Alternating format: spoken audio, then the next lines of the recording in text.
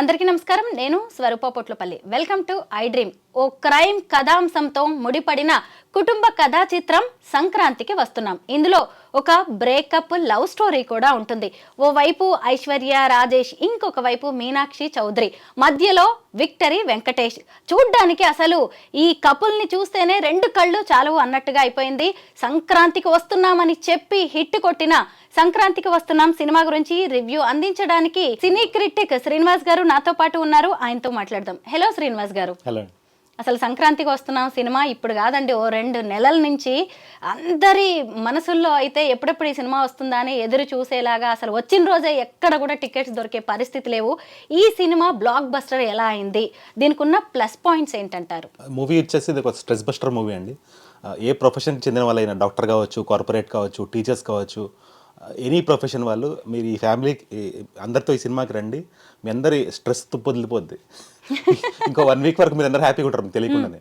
ఎందుకంటే అంత నవ్వులు పూయించారు ఈ సినిమాలో. అంటే ఒకప్పుడు మనకి ఎపిక్ కామెడీ మూవీస్ తీసేవాళ్ళు ఉన్నారు, కొంతమంది డైరెక్టర్స్ ఉన్నారు, జంధ్యాల గారు కానీ, ఈవీవి సత్యనారాయణ గారు కానీ. సో వాళ్ళ రేంజ్కి మన అనిల్ రావిపూడి సినిమా తీసాడని చెప్పాలి. సినిమా కామెడీ చాలా బాగుంది. యాక్చువల్లీ ఇట్స్ ఫ్రెష్ కామెడీ, మళ్ళీ అంటే రిపీటెడ్ కామెడీ కానీ, Jabardasth kind of loud comedy కాదు. సీన్స్లోంచి కామెడీ వచ్చేలాగా, డైలాగ్స్లోంచి కామెడీ పండేలాగా రైటింగ్ చాలా బాగుంది సినిమాలో. చాలా మంచిగా రాశారు. రాసిన దాన్ని పర్ఫెక్ట్ యాక్టర్స్తో కుదుర్చుకొని తీశారు సినిమాని చెప్పాలి. అండ్ మళ్ళీ ఇదంతా జరిగింది టైట్ బడ్జెట్లో చేశారు. అది కూడా మనకు అర్థమైపోద్ది ఆన్ స్క్రీన్. చాలా లిమిటెడ్ బడ్జెట్లో, టైట్ బడ్జెట్లో తెలివిగా తీశారు సినిమాని చాలా స్మార్ట్గా డీల్ చేశారు డైరెక్టర్. అది ఎక్కడ కూడా వేస్టేజ్ ఆఫ్ మనీ ఎక్కడ కనిపించదు మనకి. వెరీ లిమిటెడ్ బడ్జెట్లో ఒక అల్టిమేట్ బ్లాక్ బస్టర్ కొట్టాడని చెప్పాలి. ముఖ్యంగా సినిమాకి ముందు నుంచే ప్రమోషన్స్తో ఇది హిట్ ఖాయం, గ్యారంటీ అని చెప్పి ప్రేక్షకులే అనుకునేలా చేసింది పుష్ప. ముఖ్యంగా మ్యూజిక్తో అని చెప్పొచ్చు. మళ్ళీ ఆ తర్వాత చూస్తే సంక్రాంతికి వస్తున్నాము, అసలు గోదావరి గట్టు మీద రామచిలుక ఆ సాంగ్ ఎంత బాగుందండి. రమణ గోగుల చాలా రోజుల తర్వాత రీఎంట్రీ ఇచ్చారు. అలాగే అతనికి పోటీ పడినట్టుగా మధుప్రియ కూడా అద్భుతంగా పాడింది. ఈ సాంగ్ ఎంతవరకు ప్లస్ అయిందంటారు సినిమాకి? కరెక్ట్ సిచ్యువేషన్లో వస్తుంది సాంగ్. అండ్ కరెక్ట్ చాలా బాగా పిక్చరైజ్ అయింది సాంగ్. అండ్ ఒకటి వెంకటేష్ గారు లాంటి సీనియర్ మోస్ట్ యాక్టర్స్ ఎట్లుంటారంటే సెల్ఫ్ సెంటర్డ్గా ఉంటారు, ఈగోయిస్ట్గా ఉంటారని అందరి ఫీలింగ్ ఉంటుంది. అయితే ఏంటంటే ఈ సినిమాలో ఆయన ఈగోని, ఆయన స్టార్ స్టేటస్ని పక్కన పెట్టి సినిమాలో అందరు హైలైట్ అవ్వాలనే దాంట్లో ఈయన కూడా నేను ఒక పాత్ర, సినిమాలో నేను కూడా 1 ఆఫ్ ది అన్నట్టున్నారు. కానీ నేను హీరోని, నేను స్టార్ని అన్న ఎక్కడ కూడా అనిపించదు మనకి. సినిమాలో ఆయన మీద చాలా జోక్స్ ఉన్నాయి. సినిమాలో ఒక హీరో మీద జోక్స్ ఉండడం అనేది మనం చాలా రేర్గా చూస్తాము. హీరో కామెడియన్ మీద జోక్స్ చేయడం రొటీన్. ఆయన మీదే చాలా జోక్స్ ఉన్నాయి సినిమాలో. అది రియల్లీ అంత డౌన్ టు ఎర్త్ ప్లే చేయడము, అంత అండర్ ప్లే చేయడం really so great of Venkatesh actually ఇది 2.1 చెప్పాలి. మళ్ళీ అంటే మనం ఫ్రెష్ వెంకటేష్ కనిపిస్తారు. ఒకప్పుడు వెంకటేష్ని మనం ఎలా అయితే ఇష్టపడ్డామో ఆ ఫ్రెష్నెస్ వెంకటేష్ని మనం మళ్ళీ చూపించాడు అనిల్ రావిపూడి. చాలా బాగున్నాడు వెంకటేష్ ఈ సినిమాలో. గోదావరి గట్టు ఈ సాంగ్లో అయితే అసలు ఆ కొరియోగ్రఫీ ఎంత బాగుందండి. సింపుల్గా అసలు కొన్ని వందల లక్షల రీల్స్ చేసినట్టున్నారు చాలా మంది భార్యాభర్తలు. వాళ్ళు కూడా ఊహించేసుకొని చక్కగా ఆ సింపుల్గా శారీ కట్టుకొని, లుంగీ కట్టుకొని ఎంత బాగా చేశారో. అసలు ఇదంతా ఈ క్రెడిట్ మనం ఎవరికి ఇవ్వాలంటారు? డైరెక్టర్ థాట్, ఇమాజినేషన్ బాగుంది. ఇంకోటి ఏంటంటే రమణ గోగుల ఏదైతే సింగర్, ఏదైతే మనకి ఒకప్పుడు మంచి నాస్టాలజిక్ మెమరీస్ ఉన్నాయి ఆ సింగర్ తోటి. అతను ఎందుకో మరి ఎవరు మరి అప్రోచ్ అవ్వలేదా, ఆయన ఒప్పుకోలేదా మనకు తెలియదు. వీళ్ళు బాగా కన్విన్స్ చేశారు యాక్చువల్లీ. అంటే ఆ సాంగ్కి ఆ సింగర్ పర్ఫెక్ట్ అనమాట. మళ్ళీ అది ఎలా పేలాలో అలా పేలింది. అంతకుముందు పవన్ కళ్యాణ్ సినిమాలో కూడా సేమ్ ఇలాగే గుర్తొస్తూ ఉంటుంది కదా, తమ్ముడు సినిమా అనుకుంటానండి. దాంట్లో కూడా రమణ గోగుల సేమ్ ఇలాగే స్టార్ట్ అవుతుంది. నిజమేనండి, మళ్ళీ గుర్తు చేశారు ఆ రోజుల్ని రమణ గోగుల్ గారు.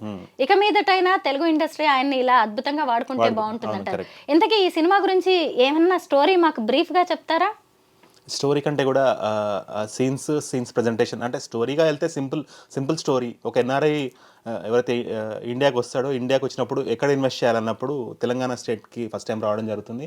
అక్కడ అనుకోకుండా అతను కిడ్నాప్ అవ్వడము, ఆ కిడ్నాప్ నుంచి విడిపియాలంటే ఒక ఎఫెక్టివ్ పోలీస్ ఆఫీసర్, మీడియాకి తెలియకుండా ఈ అంతా ఆపరేషన్ చేసి పెట్టేవాళ్ళు, ఆ ఎఫెక్టివ్ పోలీస్ ఆఫీసర్ కావాలి. అతను ఆల్రెడీ సస్పెండెడ్లో ఉంటాడు. అతనే వెంకటేష్ అనమాట. అతన్ని ఫామ్లో ఉన్నాడు. అతన్ని కన్విన్స్ చేసి తీసుకొచ్చే పాత్రలో మీనాక్షి, అతన్ని పంపేయకుండా ఉండే పాత్రలో వాళ్ళ వైఫ్. సో ఈ మొత్తంలో అంటే చెప్పడానికి స్టోరీ చాలా సింపుల్గా ఉంటుంది కానీ అతను తీసిన విధానం చాలా హిలేరియస్గా తీసుకెళ్లాడు. ప్రతి సీన్లో కామెడీ పండేలాగా, సెన్స్ ఆఫ్ హ్యూమర్ ఉండేలాగా. అంటే చిన్న పాత్ర ఆ ఇంట్లో చిన్న పనోడు పాత్రతో కూడా వెంకటేష్ని సెంటర్ ఆఫ్ అట్రాక్షన్గా పెట్టి అతనితో ఉండే ఎవ్రీ వన్స్ కమ్యూనికేషన్లో కామెడీ ఉండేలాగా, మురళీధర్ క్యారెక్టర్ మామయ్య గారు లాగా every comedy generating, every character in the movie is creating comedy. అది చాలా బాగుంది యాక్చువల్లీ. భార్య భాగ్యం క్యారెక్టర్లో ఇటు ఐశ్వర్య రాజేష్, ఇటువైపు మీనాక్షి పోలీస్ ఆఫీసర్గా మీనాక్షి చౌదరి ఎంత బాగున్నారు కదా. అసలు ఇవి చూస్తుంటే ఇంట్లో ఇల్లాలు వంటింట్లో ప్రియరాలు, అలాగే నాగార్జున సినిమా ఆవిడ మావిడే లాంటివి కూడా వచ్చాయి. అసలు వాళ్ళ మధ్య వచ్చిన కాంబినేషన్ సీన్స్ ఎంత బాగున్నాయి అండి, పాత లవ్ స్టోరీ అవన్నీ. అంటే ఈ సినిమాలో రిలేటబిలిటీ చాలా ఎక్కువ ఉంది, న్యాచురాలిటీకి దగ్గరగా పెట్టారు, సినిమాటిక్ గా వెళ్ళలేదు సినిమా, ఆల్మోస్ట్ రియలిస్టిక్ గా. అంటే చాలా మంది హౌస్ వైఫ్స్ అమ్మాయి భాగ్యం క్యారెక్టర్ తో కనెక్ట్ అయిపోతారు. ఆ విధంగా సినిమా చాలా పెద్ద సక్సెస్ అని చెప్పాలి యాక్చువల్లీ. ఈవెన్ మీరు అన్నట్టు టికెట్స్ దొరకట్లేదు ఫ్రాంక్లీ. ఒక 1 వీక్ వరకు నాకు తెలిసి major segment of audience wait చేయాలి సినిమా చూడాలంటే. గేమ్ చేంజర్ కి అయితే అలా చూడగానే ఇలా టికెట్స్ దొరికాయి, డాకు మహారాజ్ కి కూడా దొరుకుతున్నాయి. తర్వాత ఈ సినిమా మాత్రం హౌస్ఫుల్ అనమాట, ఎక్కడ చూసినా. ఇంకో మీరు అన్నట్టుగానే ఓ వారం రోజులు ఇది నడిచేలా ఉంది. అయితే అసలు ప్రమోషన్స్ లో కూడా యాక్ట్ చేసామంటే చేసామో మా పని అయిపోయిందని కాకుండా ప్రమోషన్స్ లో ఈ ముగ్గురు ఎక్కడా తగ్గలేదండి. అసలు ఎంత బాగా వాడేసుకున్నారో ప్రతి స్క్రీన్ని, ప్రతి స్టేజ్ని. అంటే ఇంట్లో ఎలా ఉంటారో అలా ఉన్నారు నిజంగా. మామూలుగా ఎక్కువ రిజర్వ్డ్గా ఉంటారు వెంకటేష్ అనే వ్యక్తి, అలాంటిది వీళ్ళిద్దరిని చూసి కూడా చిన్నపిల్లల్లాగా ఉండి ఆయన ఎక్కువగా కామెడీ చేయడం. అంటే మీనాక్షి చౌదరి అండ్ ఐశ్వర్య అంటే అదండి, ప్రొడక్ట్ ఎప్పుడైతే బాగుందో అది ఇచ్చే సాటిస్ఫాక్షన్ తెలియకుండానే కాన్ఫిడెన్స్ పెంచుతుంది. And Anil Ravipudi is good at ad film making, తనకి యాడ్ ఫిల్మ్ మేకింగ్ మీద కమాండ్ ఉంది. సో ఆ టాలెంట్ అంతా ఇతను ఏంటంటే ఈ సినిమాని ప్రమోట్ చేయడంలో బాగా వాడుకున్నాడు. ఎప్పుడైతే వెంకటేష్ లాంటి యాక్టర్ మనకి డౌన్ టు ఎర్త్ అనే హింట్ ఎక్కడ వచ్చేసిందంటే, పాటను డైరెక్ట్ తను పాడిన పాటను డైరెక్ట్ రిలీజ్ చేయకుండా అతను అనిల్ రావిపూడి దగ్గరకు వచ్చి నేను పాడతా అని చెప్పేసి, అది పిల్లలందరూ చిన్న పిల్లలు అది బాగా తీసేసుకున్నారు దాన్ని.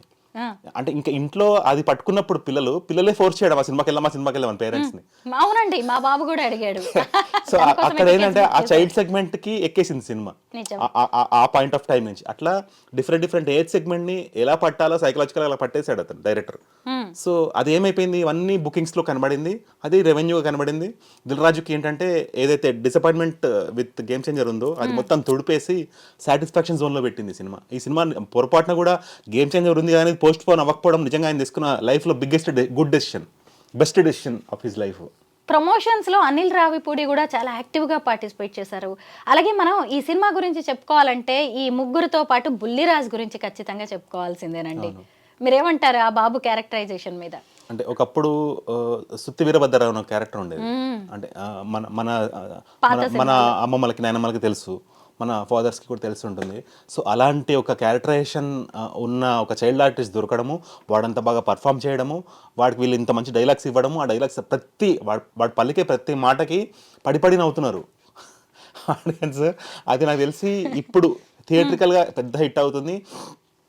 తర్వాత ఎప్పుడైతే ఓటీటీలకు వస్తుందో అప్పుడు సంచలనం అవుతుంది. ఆ తర్వాత కూడా ఇది వాట్సాప్లో కామెడీగా మనం ఏంటి మేమ్స్ షేర్ చేస్తాం కదా, అట్లా వీడు అంటే ఇప్పుడు Brahmanandam is hero in memes category. ఇప్పుడు వీడు అవుతాడు నెక్స్ట్ నాకు తెలిసి, ఆ చిన్న పిల్లాడు. హీ హ్యాస్ అంటే వాడు లైఫ్ సెటిల్ అయిపోయిందని చెప్పాలి.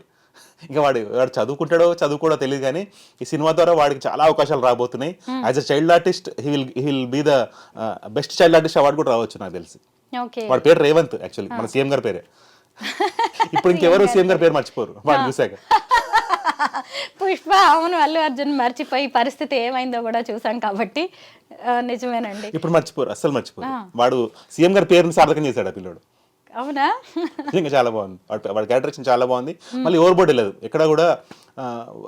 అది సినిమా చూస్తే అర్థం, నేను చెప్పేస్తే రివీల్ అవుతుంది. ఓవర్ బోర్డ్ వెళ్ళదు, అసభ్యంగా వెళ్ళదు, నీట్ గా డీల్ చేశారు దాన్ని. ఇక మీదట ఐశ్వర్య రాజేష్ కి తెలుగు ఇండస్ట్రీ నుంచి మంచి అవకాశాలు వచ్చే ఛాన్స్ ఉందంటారా ఈ సినిమాతో? ఐశ్వర్య రాజేష్ని ఎప్పుడు మనం తెలుగు యాక్టర్ గానే చూస్తాం. మనం చేసిన డబ్బింగ్ మూవీస్ అయినా కూడా అంటే మన తెలుగు పబ్లిక్ లో ఉన్న గ్రేట్నెస్ ఏంటంటే విజయ్ సేతుపతి లాంటి యాక్టర్ని కూడా ఓన్ చేసుకున్నాము, ఐశ్వర్య రాజేష్ లాంటి ఫీమేల్ యాక్టర్ని కూడా ఓన్ చేసుకున్నాము. ఈవెన్ కల్కి ద్వారా అమితాబ్ బచ్చన్ కూడా మన యాక్టర్ అయిపోయాడు. So that is the greatness of Telugu audience. We welcome. అంటే ఎప్పుడైతే వాళ్ళు ఒక తెలుగు సినిమాలో పార్ట్ అవుతారో వాళ్ళు మనలో కూడా పార్ట్ అయిపోతారు. అది ఆడియన్స్ గ్రేట్నెస్ అది. అవును. ఇంతకు ముందు కూడా అనిల్ రావిపూడి అలాగే విక్టరీ వెంకటేష్ కాంబినేషన్ లో చాలా సినిమాలు ఉన్నాయి, దాదాపు అన్ని హిట్సే. అది ఇప్పుడు ఇంకో హిట్ చేరిందంటారా ఆ లిస్ట్లో? అంటే F2 చాలా బాగుండింది. F2 కంటే F3 కొంచెం తగ్గింది. అయితే ఇప్పుడు ఈ సినిమా వస్తుంది అని అనౌన్స్ అవ్వగానే ఖచ్చితంగా కంపారిజన్ F2, F3తో అవుతుంది. అలానే ఉంటుంది కదా అని. కాకపోతే ఒకటి చూసుకోవాలి, అందులో 2 హీరోస్ని పెట్టారు. అంటే ఈ ఏజ్లో ఒక వెంకటేష్ లాంటి హీరోని సోలో హీరోగా పెట్టి ఇంత పెద్ద బ్లాక్ బస్టర్ చేయడం అంటే మామూలు విషయం కాదు. అంటే బాలకృష్ణ గారికి రన్నింగ్ హిట్స్ ఉన్నాయి. సో కాన్ఫిడెన్స్గా ఇన్వెస్ట్ చేస్తారు, కాన్ఫిడెన్స్గా తీస్తారు, సినిమా హిట్ అవుతుందన్న నమ్మకంతో. కానీ వెంకటేష్ గారికి ఈ కాన్సిక్యూటివ్ ఎంటర్టైన్మెంట్ జోన్లో హిట్స్ సోలో హీరోగా లేవు. సో ఇది మళ్ళీ ఆయన నేను ఇంతకు రీలాంచ్ అన్నాను, అందుకే యాజ్ అ సోలో హీరోగా ఆయన మళ్ళీ ఆ ఈగో ఫ్యాక్టర్ని, ఆ సెల్ఫ్ సెంటర్డ్ ఫ్యాక్టర్ని పక్కన పెట్టేసి రీలాంచ్ చేసుకున్నందుకే ఇంత అద్భుతంగా సినిమా వచ్చింది. ఇంత అద్భుతంగా సినిమా వచ్చినందుకే ఇంత మంచి రిసెప్షన్ ఉంది ఆడియన్స్ నుంచి. మీనాక్షి చౌదరికి కూడా ఈ సినిమా ప్లస్ కదా, తన కెరీర్లో ఖచ్చితంగా ముందుకెళ్ళడానికి సంక్రాంతికి వస్తున్నాం బాగా యూజ్ అయ్యే అవకాశం ఉందంటారా? అంటే మంచి సినిమాలో కౌంట్ అవ్వడం అనేది ఒక హీరోయిన్కి ఎప్పుడు కూడా ప్లస్ పాయింటే కదా. అంతకుముందు బ్యాంక్కి సంబంధించిన ఒక సినిమా వచ్చింది కదా, దాంట్లో కూడా she played major role, same production house. ఇప్పుడు ఈ సినిమాలో కూడా అవునండి, గతంలో కూడా అమ్మాయి చేసిన సినిమాలు చాలా బాగున్నాయి. మొత్తానికి సంక్రాంతికి వస్తున్నామని చెప్పి మరీ హిట్ కొట్టింది ఈ జంట.